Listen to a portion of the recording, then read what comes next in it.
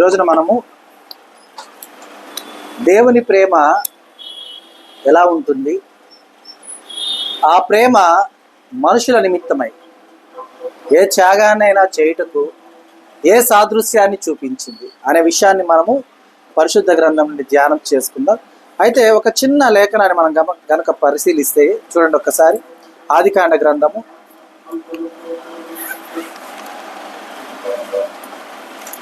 22వ అధ్యాయము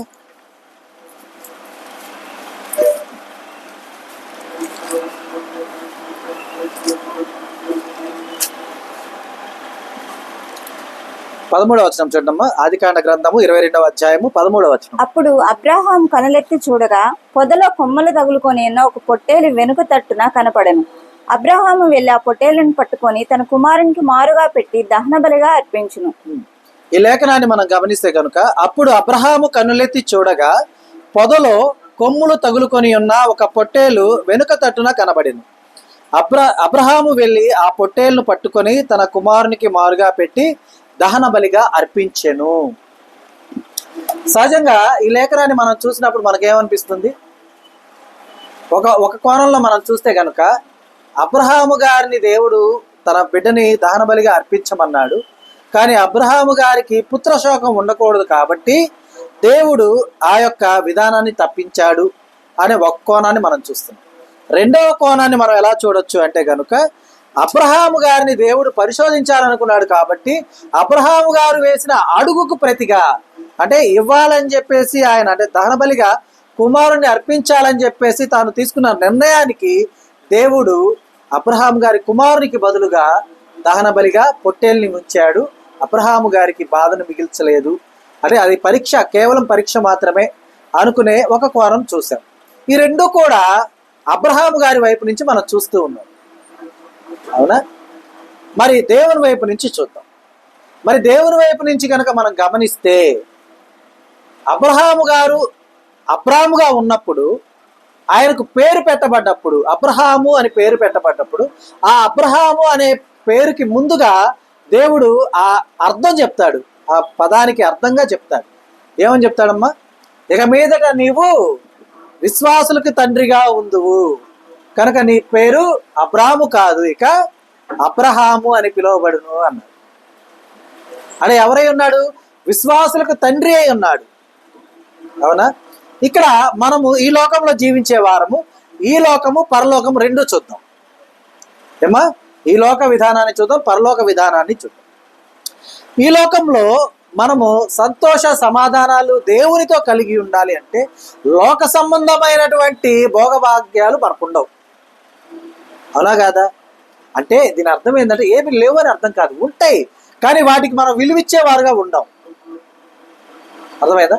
కానీ ఈ లోక ఆశ కలిగి లోకంలోనే జీవిస్తున్నటువంటి వారు నిత్యరాజ్యాన్ని చూడగలరా? నా ప్రశ్న బాగా వినండి, సమాధానం కరెక్ట్గా చెప్పండి. ఇక్కడ ఈ లోకంలో ఇరువురు ఉన్నారు, విశ్వాసులు అవిశ్వాసులు ఉన్నారు. ఓకేమ్మా? విశ్వాసులు నిత్యరాజ్యాన్ని చూస్తారు, అవిశ్వాసులు నిత్యరాజ్యాన్ని చూస్తారా? ఇది నా ప్రశ్న. కరెక్ట్గా ఆలోచించు. కాబట్టి ఒక 1 minute టైం తీసుకోండి. దేవుని చిత్తమై చూస్తారా? దేవుని చిత్తమా కాదా ఇయ్యొద్దు, డ్యామ్ షూర్గా చూస్తారు లేదా చూడరు. చూడరా? ఎంతమంది చేతులు ఎత్తాలి? చూడరు అనేవాళ్ళు, చూస్తారు అనేవాళ్ళు. మరి మనం ఒక చిన్న విషయాన్ని గమనిద్దాం. ఇక్కడ ప్రతి ఒక్కరూ నిత్యరాజ్యాన్ని చూస్తారు, ప్రతి ఒక్కరూ చూస్తారు, కానీ ప్రతి ఒక్కరూ నిత్యరాజ్యాన్ని అనుభవించరు.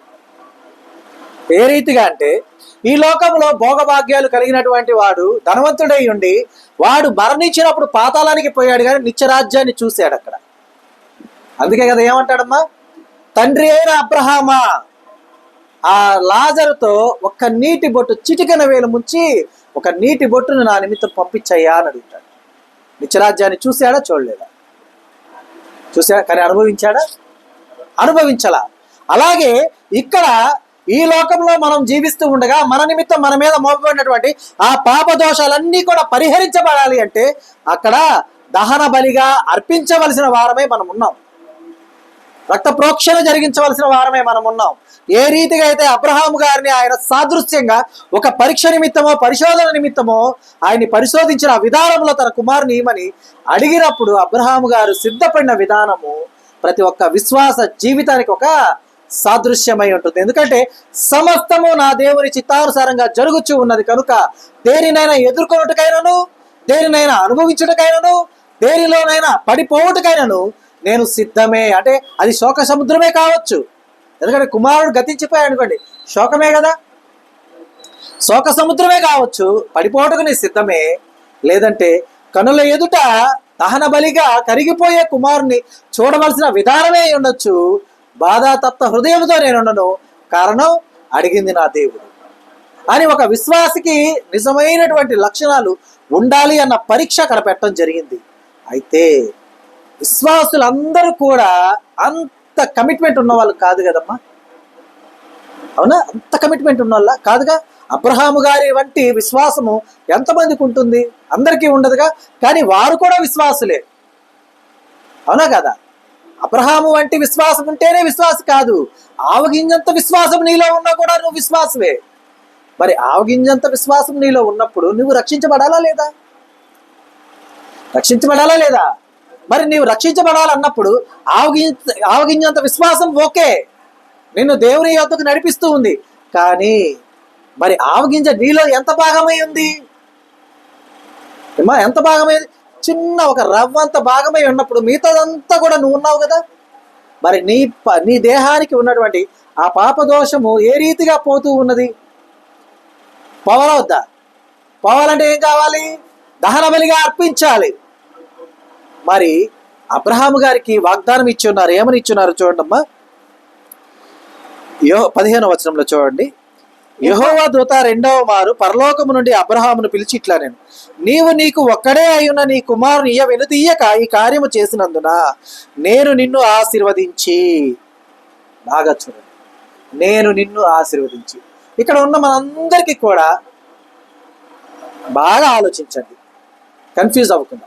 మనందరికీ కూడా ఆశీర్వాదం అనగానే ఏమనుకుంటాం మనం? నిజం చెప్తాం. నేనైతే ఆశీర్వాదం అనగానే అబ్బా నా అప్పులన్నీ పోవాలి, అప్పులన్నీ పోయి ఇంకా దానికి రెట్టింపు డబ్బు ఉండాలి అని అనుకుంటాం. మీరు సహజంగా ఎవరైనా అదే అనుకుంటాం, లేని దాన్ని కోరుకుంటాం. కానీ దేవుడు ఏమంటున్నాడు తెలుసా? లేని దాన్నే కోరుకో, అయితే సంపాదించలేని దాన్ని కోరుకో. లేని దాన్నే కోరుకో. నీకు బంగారం లేదు, కోరుకో, కానీ నువ్వు దాన్ని సంపాదించగలవు. సంపాదించగలవా లేదా? డబ్బు లేదు, కోరుకో, కానీ దాన్ని సంపాదించగలవు. నిత్యరాజ్యాన్ని కోరుకో, దాన్ని నువ్వు సంపాదించలేవు. సంపాదించగలవా? సంపాదించలేవు. నిత్యరాజ్యాన్ని కోరుకో, నిత్యరాజ్యానికి ఏ రీతిగా వారసులు అవ్వాలో ఆ రీతిగా ఉండుటకు ఏ రీతిగా నేను ఉండాలో అది అడుగు. అందుకే దేవుడు అంటాడు, క్షయమైన వాటి గురించి చింతించకుడి, అక్షయమైన దాన్ని అడగండి. లైక్ మనకు తెలిసినటువంటి పదాల్లో అమృతం. అమృతం అంటే ఏంటి? చావు లేనిది, ఎప్పుడు కూడా నవయవనంగా ఉంచేటటువంటి ఒక ఔషధమో ఒక ద్రవమో ఏదో ఒకటి, అది అడగాలి. అర్థమైందా? అంతేగాని అయ్యా నాకు పాలు కావాలని అడిగారు, పాలు ఎంతసేపు ఉంటాయమ్మా? ఎంతసేపు ఉంటాయి? ఫ్రిడ్జ్లో పెడితే 1 రోజు, 2 రోజులు, 3 రోజులు, 4 రోజులు, మహా ఉంటే 1 వారం ఉంటాయి. తర్వాత ఉంటాయా? ఉండదు కదా. అంటే క్షయమైనదా అక్షయమైనదా? అవునా? అంటే మనం సహజంగా ఆశీర్వాదము అనగానే ఈ లోకపరమైనటువంటి క్షయమైన సమస్తం గురించి ఆలోచిస్తాం, కానీ అక్షయమైనది ఒకటి ఉన్నది, అది నా దేవుడు నాకు ఇచ్చుటకు సిద్ధంగా ఉన్నాడు అనే సంగతి మనం ఒక్కొక్కసారి మర్చిపోయేవారుగా ఉంటాం. ఎందుకు మర్చిపోతాం అంటే అదేం మన బలహీనత కాదు, కానీ మనం ఎందుకు మర్చిపోతాం అంటే మన చుట్టూ ఉన్న ఇబ్బందులు, కష్టాలు, బాధలు, మన కన్నులు దాటి రాని కన్నీరు, భారమైన హృదయంతో మనం పడే వేదన, ఇవన్నీ ఏం చేస్తాయంటే తాత్కాలికంగా ఉండేవైనను కూడా ఆ తాత్కాలికమైనటువంటి బాధ నుండి మనకు ఉపశమనాన్ని ఇచ్చే వాటిని మనము సహజంగా చూస్తూ ఉంటాం. అయితే దేవుడు ఇక్కడ తాత్కాలికమైన దాన్ని ఇచ్చుటకు సిద్ధపడి లేడు దేవుడు. ఎందుకంటే చూడండి, నేను నిన్ను ఆశీర్వదించి ఆకాశ నక్షత్రముల వలెను సముద్ర తీరమందల ఇసుక రేణువుల వలెను ఇసుక వలెను నీ సంతానమును నిశ్చయముగా విస్తరింపచేసేదనని నీ సంతతి వారు తమ శత్రువుల గవిని స్వాధీనపరుచుకుందురు అని ఇంకా ఏం చెప్తున్నాడంటే, నా తోడని ప్రమాణం చేసి ఉన్నానని యెహోవా సెలవిచ్చి ఉన్నాడు. అర్థమవుతుందా? అంటే ఇక్కడ మనము ఇందాక 2 కోణాలు చూసాం, 3వ కోణం దేవుని వైపు నుంచి చూస్తూ ఉన్నాం. అయితే అబ్రహాము గారి యొక్క కుమారుని దహనబలిగా అడిగిన దేవుడు ఆ కుమారుని తీసుకోలేదు, ఇస్సాకుని తీసుకోలేదు. కానీ ఇస్సాకుకు ప్రతిగా ఏమిచ్చాడు దేవుడు? అక్కడ పొట్టేలు, ఏమిచ్చాడు? గొర్రె పిల్లను, పొట్టేళ్ళు ఇచ్చాడు. అవునా? మరి నీకు నాకు మనందరికి ప్రతిగా దహన బలి కొరకు దేవుడు ఏమిచ్చాడు? తన ప్రియ కుమారుని, ఏమిచ్చాడు? ప్రియ కుమారుని, ఆ? ఏం చెప్పరు? ప్రియ కుమారుని ఇచ్చాడు. తన ప్రియ కుమారుని, ప్రియ కుమారుని ఇచ్చాడు. పొట్టేళ్ళనివలా, గమనించండి, పొట్టేళ్ళనివలా, యోధా గోత్రపు కొదమ సింహాన్ని ఇచ్చాడు. సింహమైనా కూడా ఎలా ఉందమ్మా మన కోసం? మౌని అయి ఉంది. గొర్రెపిల్ల మౌనంగా ఉందంటే అది సహజం. ఎవరన్నా ఆశ్చర్యపోతారా? మన ఈ మధ్య ఇక్కడ మన ఒరిస్సా దగ్గర ఎక్కడో రోడ్డు మీదకి చిరుతపులి పరిగెత్తుకుంటూ వచ్చేసి ఆ రోడ్డు మీద ఉన్న వాళ్ళని ఎవరిని ఏమి చేయకుండా వాళ్ళతో ఆడుకుంటా ఉంది. దాని సహజత్వాన్ని అది కోల్పోయింది, ఆడుకుంటూ ఉంది. ఎవరిని భయపడతారు? ఇంకా దాన్ని చూసి భయపడతారా? దాంతో ఆడారు, ఫోటోలు తీసుకున్నారు, సెల్ఫీలు తీసుకున్నారు. దాని తర్వాత మళ్ళీ చిన్నగా అడవిలోకి పంపించి వెళ్ళిపోయారు ఎటోళ్ళు. అర్థమైందమ్మా? మరి కొదమసింహము ఆ రీతిగా ఎవరి కోసం ఉంది అట్లా? యూదా గోత్రపు కొదమసింహం నీ నిమిత్తము నా నిమిత్తము దహన బలి అవ్వుటకే వచ్చి ఉన్నాడు. అవునా కాదా? అవునా కాదా? శిలువయాగము గావించుటకే వచ్చాడా? లేక శిలువయాగము కాకుండా సంతోషంగా ఈ భూమిని సమస్తమును అనుభవించడానికి వచ్చాడా? శిలువయాగం కోసం. ఏమా? ఎవరి కోసం? నీకు ప్రతిగా బలిపీఠం మీద ఆయన దహన బలి అవుటది. అర్థమైందా? సహజంగా అయితే దహన బలి కొరకు మనల్ని అట్లా పడుకోబెట్టి కాల్చేస్తే వర్షం పెడితే మనం సరిగా తగలబడతాం.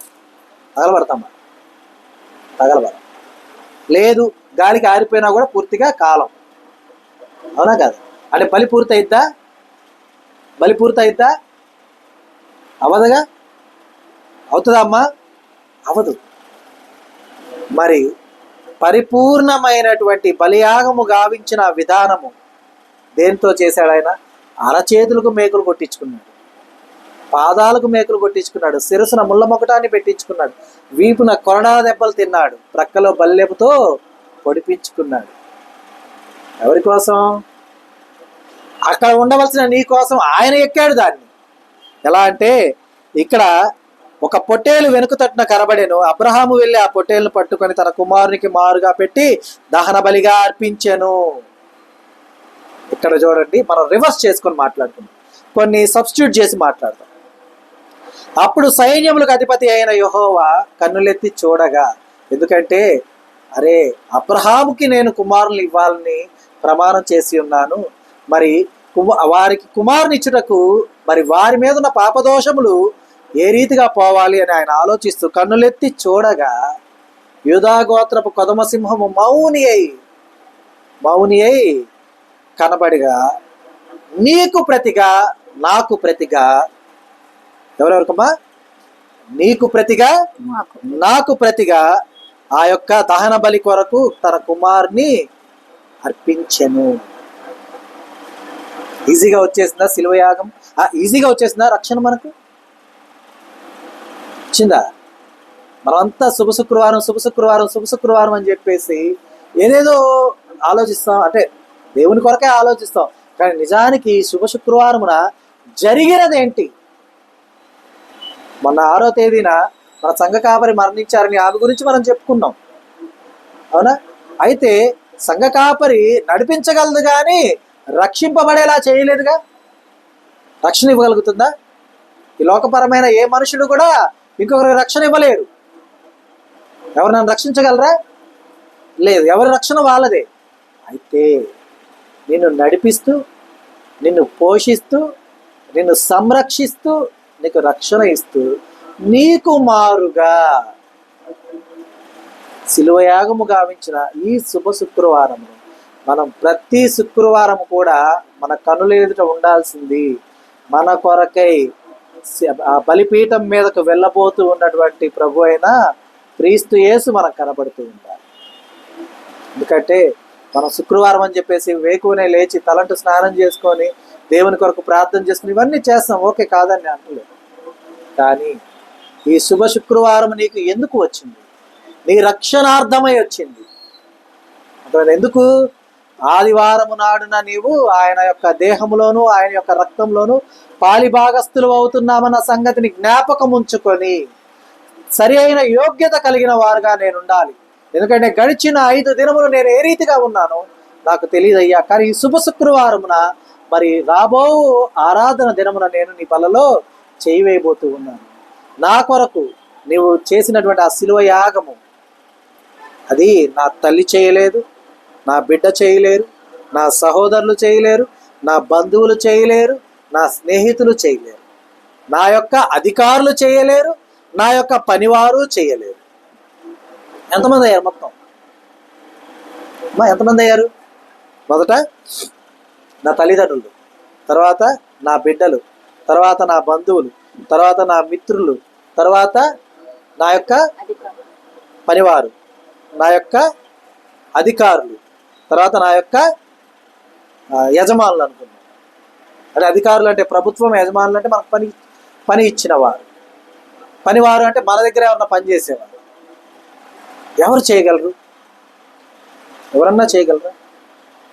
ఎవరన్నా వచ్చి గర్వంగా ఇది గొప్పగా అమ్మా ఇదిగో ఈరోజు నీ ఇష్టానుసారంగా నువ్వు జీవించు, నీకు ప్రతిగా నేను వెళ్తానని చెప్తారా?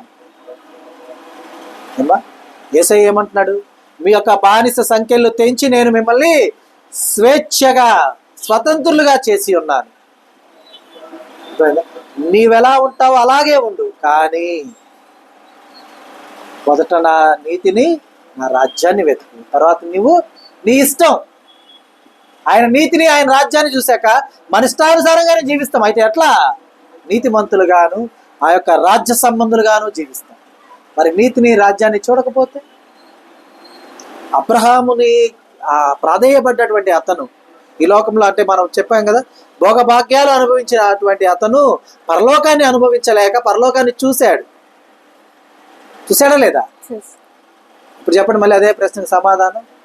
అందరూ పరలోక రాజ్యాన్ని చూస్తారా? చూడరా? చూస్తారా? కానీ ఎంతమంది అనుభవిస్తారు? కొందరే. అదే దేవుడు అక్కడ చెప్పిన సాదృశ్యం. పిలువబడ్డవారు అనేకులు, కానీ ఏర్పరచబడ్డవారు కొందరే. ఆ కొందరిలో ఎవరుండాలి? మనం ఉండాలి. ఎందుకంటే మనం చాలా ఆటోల మీద అక్కడ చూస్తూ ఉంటాం, అందరూ బాగుండాలి, అందులో నేను ఉండాలి అని. ఏమా మంచి క్యాప్షన్, అందరూ బాగుండాలి, అందులో నేను ఉండాలి. మంచి క్యాప్షన్ కదా. అలాగే మనం కూడా అందరూ రక్షించబడాలి, మనం కూడా రక్షించబడాలి. ఎందుకంటే నా దేవుడు ఒక బానిసగా ఉన్న నన్ను కొని నా యొక్క సంఖ్యలు విప్పి స్వేచ్ఛగా జీవించు అని చెప్పి భూమి మీద విడిచిపెట్టిన తర్వాత స్వేచ్ఛ ఇచ్చినటువంటి, ఎందుకంటే బాగా గమనించండి, ఒక పాము అంట, రియల్గా జరిగిన స్టోరీ. ఒక పొలంలో వాళ్ళు మన వలలు వేస్తారు, ఏమి పందులు అట్లాంటివి ఏమి పొలం మీద పడకుండా ఉండడానికి చుట్టూ వల్ల కడతారు. ఒక త్రాచుపాము వలలో ఇరుక్కుపోతే ఆ పొలం గల్ల అటువంటి ఆ పొలంపు యజమాని మరుసటి రోజు వచ్చిన తర్వాత రైతు దాన్ని చూసి దాన్ని దాన్ని విడిపించాడు. అంటే మళ్ళీ ఇక్కడ చంపలా అనగానే, అన్న ఏంది ఇది మీరు చెప్పేది, మనకు వ్యతిరేకమైన పావును మీరు పొగుడుతున్నారా? కాదు, ఒక జీవి గురించి చెప్తున్నా, ఓకేనా? ఆయన చంపకుండా దాన్ని ఆ ఉచ్చు నుంచి తప్పించి వదిలిపెట్టేశాడు. అప్పటి నుంచి అది ప్రతిరోజు ఆ రైతు పొలానికి వచ్చే సమయానికి అది వచ్చి ఆ ఒక చెట్టు మీదకి ఎక్కి అతడు ఆ పొలం నుండి వెళ్ళేదాకా అతన్నే చూస్తూ ఉంటుందంట. యూట్యూబ్లో చూడండి. అంటే ఏంటి? కృతజ్ఞత కలిగింది. మరి అది కాటేయాలి అనుకుంటే అతను ఆదమర్చినప్పుడు వెళ్ళి కాటేయొచ్చుగా, చంపేయచ్చు. అంటే దానికి ఉండే బుర్ర ఇంతే. పాములు పగబట్టవు, గమనించండి. దాని బుర్ర ఇంతే, దాని జ్ఞాపక శక్తి కూడా ఎక్కువ లేదు. కానీ దాన్ని రక్షించినటువంటి అతన్ని విషపు జీవే అయినా సరే దాన్ని చూస్తే ఎవరన్నా భయపడతారు, చంపుతారు. మనుషులంటే పాములకు భయం, చంపుతారని చెప్పేసి అవి మనుషులు అలకిడి ఉంటే దూరంగా వెళ్ళిపోతాయి అవి. అలాంటి ఆ విష సర్పము కృతజ్ఞత కలిగి అతడు ఆ పొలానికి వచ్చినప్పటి నుండి వెళ్ళే వరకు, సాయంత్రం 5ంటికి ఆయన తిరిగి వెళ్ళే వరకు ఆ చెట్టు మీదే ఉండి ఆ పడగ విప్పి అతన్నే చూస్తూ ఉంటుందంటే ఎంత కృతజ్ఞత ఆ విష సర్పానికి ఉంది ఏమ్మా. మరి దానికి ఉన్న కృతజ్ఞత మనకుందా యేసయ్య కోసం? అది పట్టుబడింది, దాన్ని చంపాలనుకుంటే అతనికి పెద్ద విషయం కాదు. చంపేయొచ్చా లేదా? చంపేయచ్చు, కానీ అతను దాన్ని రక్షించి విడిచిపెట్టేశాడు. అర్థమైందా? మరి మనం విచక్షణ జ్ఞానం ఉంది, ఎంతో రుచిగా ఉంటుంది, ఎలా ఉంటుందో తెలుసుకుందామని మంచి చెడుల తెలివి నుంచి వృక్షఫలాన్ని దొంగతనంగా తిన్న వాళ్ళమే మనం. రుచి మనకు తెలీదా? రుచి తెలుసా తెలీదా? తెలుసు. అంటే మేము అప్పుడు లేంగా అన్న అవ్వ ఆదములు తిన్నప్పుడు మేము లేంగా, మాకేం తెలుసు కాదు. జ్ఞానం ఉంది, తెలివి, మంచి చెడులు తెలిసినాయి అంటే మనం తిన్నవారమే, అవునా కదా? మరి యేసు ప్రభువారు మన కొరకు వచ్చి మన కట్లు విప్పి మనల్ని స్వతంత్రులుగా చేసి మనల్ని రక్షించి మన కోసం ప్రాణం పెట్టి రక్తాన్ని చిందించి నిత్యరాజ్యానికి దారి చూపించి నిత్యరాజ్యానికి వారసులుగా చేస్తే ఎంత కృతజ్ఞత మనం కలిగి ఉన్నాము అనేది మనల్ని మనమే స్వపరిశీలన చేసుకోవాలి. అర్థమవుతుందా? ఎందుకంటే ఇది ఎవరో చెప్తేనో ఇంకొకరిని చూసి నేర్చుకునేదో కాదు విశ్వాస జీవితం అంటే. ఇంకొకరిని చూసి నేర్చుకుంటే అది ఇమిటేషనే, అది కాపీ, ఒరిజినల్ కాదు. నీకంటూ ఒక ఐడెంటిటీ ఉంది, నీకంటూ దేవుని ఆరాధించే ఒక స్పెషలైజేషన్ ఉంటుంది. దాన్ని తెలుసుకోవాలి మనం. నా దేవుని నేను ఎంత గొప్పగా ఆరాధించాను, నా దేవుని నేను ఆరాధించే ఆ క్రమంలో నా దేవుడు నా నిమిత్తమై ఎంత సంతోషించాను, నేను ఏ రీతిగా మారు మనసు పొందితే నా నిమిత్తం బలిపీఠం మీద ఉన్నటువంటి ఆ యొక్క పొట్టేలు వంటి కొదమ సింహము నేను చేయు కార్యముల వలన ఆ యొక్క కొదమ సింహం మీద ఘాటు పడకుండా నేను ఎలాగ ఉండగలను అనేది మనల్ని మనం పరిశీలించుకుంటూ జాగ్రత్త వహించుకుంటూ మన యొక్క ప్రవర్తన అంతటినీ సరిచేసుకుంటూ మనం ముందుకు వెళ్ళినప్పుడే ఈ శుభ శుక్రవారం నిజంగా సంతోషకరంగా ఉంటుంది. అర్థమైందా? ఎందుకంటే తనకు ఒక్కడై ఉన్న కుమారుని ఇమ్మన్నటువంటి దేవుడు ఈ లోకంలో ప్రతి ఒక్కరు ఎవరికి వారు ఒక్కరా కాదా? అవునా కదమ్మా? ఇప్పుడు నేనున్నా, నాలాగా ఒకవేళ లోకంలో మనిషిని పోలిన మనుషులు 7 ఉండొచ్చు కాక తీసేద్దాం, కానీ నేను అంటే నేనేనా ఇంకొకరా? నేను అంటే నేనేగా. మరి అబ్రహాము గారికి నీవు విశ్వాసులకి తండ్రివి అని సమస్త జనులను నీకు బిడ్డలుగా చేస్తానని చెప్పేసి దేవుడు వాగ్దానం ఇచ్చినప్పుడు అబ్రహాం గారికి నా వంటి వారు 7 ఉన్నా నేను ఒక్కనేగా, అలాగే మీరు ఒక్కరేగా. అప్పుడు మనమంతా కూడా అబ్రహాము గారి ఒక్కగానొక్క సంతానమా కాదా? ఎవరికి వారం కదా, ఒక్కగానొక్క సంతానం కాదా మనం? అవునా? ఒక్కరే సంతానం ఉంటే వారిని ఎంత సంతోషంగా చూసుకుంటాం మనం, అవునా కదా? మరి నీవు ఒక్కడివే లేదా నీవు ఒక్కదానివే సంతానమై ఉన్నప్పుడు నీ కోసం వేచి ఉన్న అబ్రహాము గారికి నిన్ను దేవుడు ఇవ్వటానికి నీ కొరకు ప్రతిగా ఈ బలిపీఠం మీదకి ఎవరెక్కారమ్మా? యేసు ప్రభు వారికి ఎక్కింది ఆ శిలువ యాగాన్ని, ఆ గొప్ప త్యాగాన్ని. ఎందుకంటే దేవుడు చేస్తేనే, లేకపోతే ఎవరి వల్ల కాదు అది. అర్థమైందా? ఇప్పుడు అర్థమైందా? ఆ ప్రేమ కనబడుతుందా? ఇది అబ్రహాము గారి విషయమే దేవుడు జాలిపడింది కాదు. అర్థమైందా? నీకు బిడ్డలను నేను ఇస్తాను, వారి పాపదోషాలు నేను తీసివేస్తాను అని అబ్రహాము గారికి మనల్ని ప్రతి ఒక్కరిని కూడా ఒక్కరమే అయ్యున్న విధముగా మార్చి ఆయనకి ఇచ్చుటకు మన నిమిత్తము బలిగా ఇచ్చినటువంటి యేసయ్య చేసిన గొప్ప కార్యము మన యొక్క రక్షణ.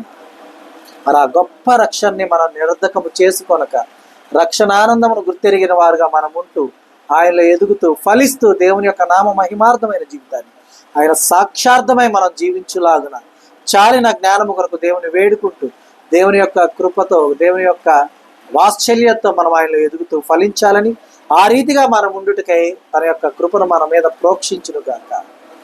ఆమెన్.